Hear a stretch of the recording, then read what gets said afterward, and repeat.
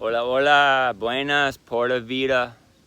Bienvenidos a Burley Rambles. I'm Burley, and this is episode 2 of The Real Cost of Living Costa Rica. In the first episode, we talked about vehicles and transportation, which is by far the most drastic difference than life in the United States. Vehicles and everything associated with them are much more expensive here.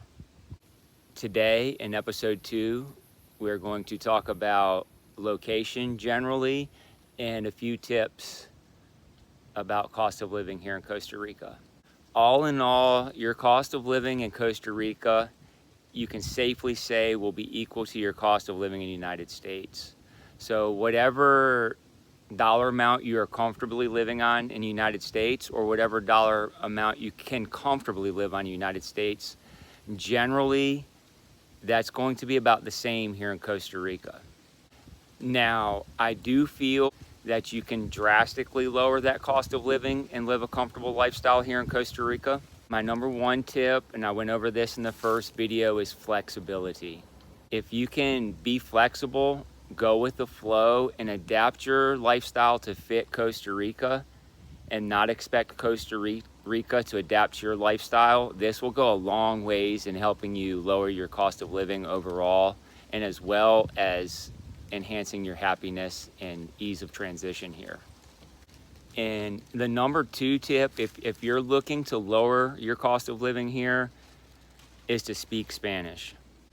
No, it is not necessary to speak Spanish to live a happy life here in Costa Rica. But if you're looking to get the most out of your experience and help lower your cost of living, it is absolutely crucial to pick up the local language. Not only will Spanish help you to lower your cost of living, but it's the one thing that will really enrich your life in so many ways. Open doors for community, friendship, new ways of thinking, new ways to look at the world. And it's a fun, challenging process to learn the language. And if you don't already speak the language and you're planning to move to Latin America, if it's something that interests you, you should definitely start learning today. I have many friends here in the area and in Costa Rica that have been here 5, 10, 25 years even, and have at best very, very basic Spanish. And most of these people thought they were going to move to Costa Rica and passively pick up the language, and that is not going to happen. It's going to take a lot of work, a lot of dedication. It's a long process. Vale la pena. It's very worth it. The enrichment it'll bring to your life is so worth it. And the number one thing that locals, a gripe they have about foreigners in the area, is the lack of the language. Now, I know it's just an opinion. You don't need it. You can come here without it. So I'd highly recommend learning the Spanish. And the number 3 way to lower your cost of living is where you decide to live. If you want to live in one of the hot spots in tourist areas, it's going to be more difficult to lower your cost of living there.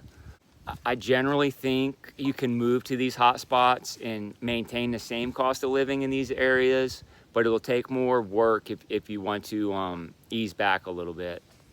Now, you can live in these hot spots or these tourist areas and just move a little bit out of town and out of the zone, where you can still use these areas as your central community and your hub of life. It'll just take, there again, the 3 tips come into play. Like with the 3 tips, you can come to these hot spots and lower your cost of living, and it'll just take a little more effort and a little more work. You know, Costa Rica is a very small country, but the amount of diversity it packs in its size is absolutely incredible. Beaches, mountains, dry forests, wet forests, the Pacific, the Caribbean, and there are so many microclimates that if you're looking for it, I think that you can find your perfect scenario and your perfect setup here in the country. So also within these short distances, the vibe of the area can change drastically. So it's important to come down and feel out the areas that you're interested in. Finding the area that you want to live is a very, very, very personal choice.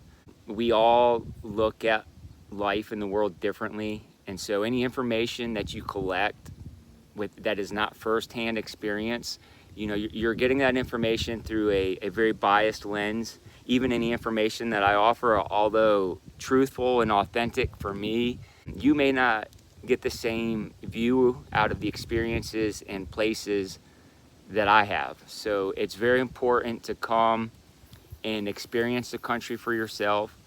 Do the research, beforehand, and get a lay of the land.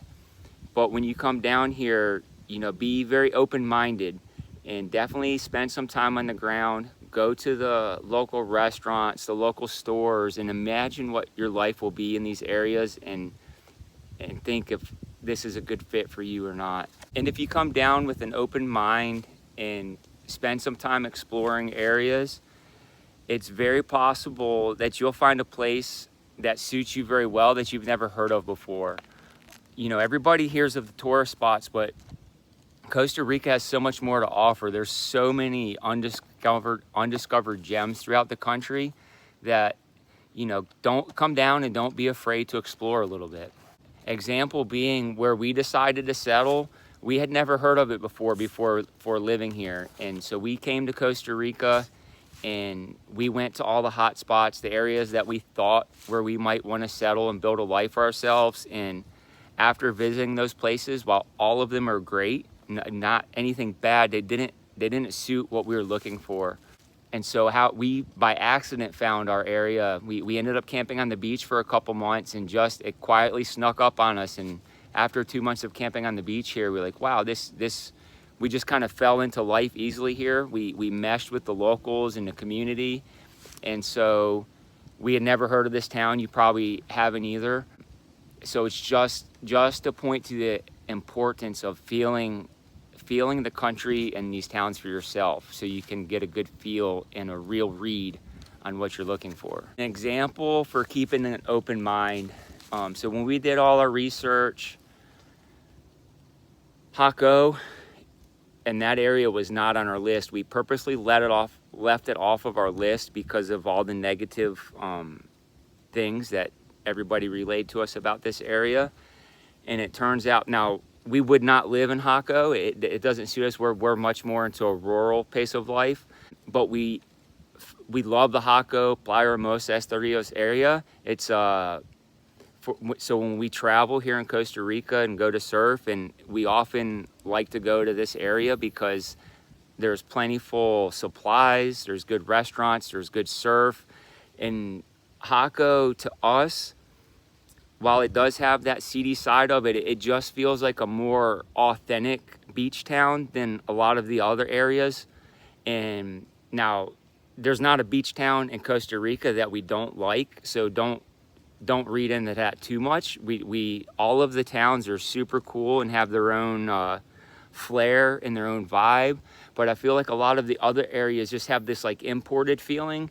And Jaco, to us, with its mix match of what it is, it just feels like an authentic town to us, and especially Hermosa and Estorrillos. And I only say this because it wasn't on our list, and looking at our list, we hated Jaco in this area, but after visiting there, we love it. And like I said, we would never live there, but it is a cool area. So stay open-minded and take what information you get from other people with a grain of salt, because like I said, it's a very, very personal experience. It's also important to know that if you're coming to live here full-time, a year-round experience is much different than a vacation experience in the dry season. So it's important to note that, like, in the rainy season, the off season, there's way less people, there's way more rain. In a town that has a certain vibe in one season could have a totally different vibe in the other season. So it's very important in my mind to really see an area the whole way through the year before you make a decision. Just because, like I said, like, it's a very diverse country. prior to living here, we had never spent a rainy season in the country. And you know, a lot of people just live here in the dry season, and you just really don't get a real view of Costa Rica without experiencing the whole year here. And so be aware of that. It's definitely, you know, like a place you like to go on vacation may not be the place you want to live. And Costa Rica is a small country, so like we chose to live in a rural area, and we have access to these higher visited spots when we are feeling them, and that's what works for us. So like I said, take it with a grain of salt. What you're looking for probably does exist here. Okay, so I'll leave it with this. I think a good way to look at it is keep an open mind. Don't get your heart set on something that you think it is before you experience for yourself. Okay, thanks for watching along. Pura vida, buena suerte y nos vemos. Ciao.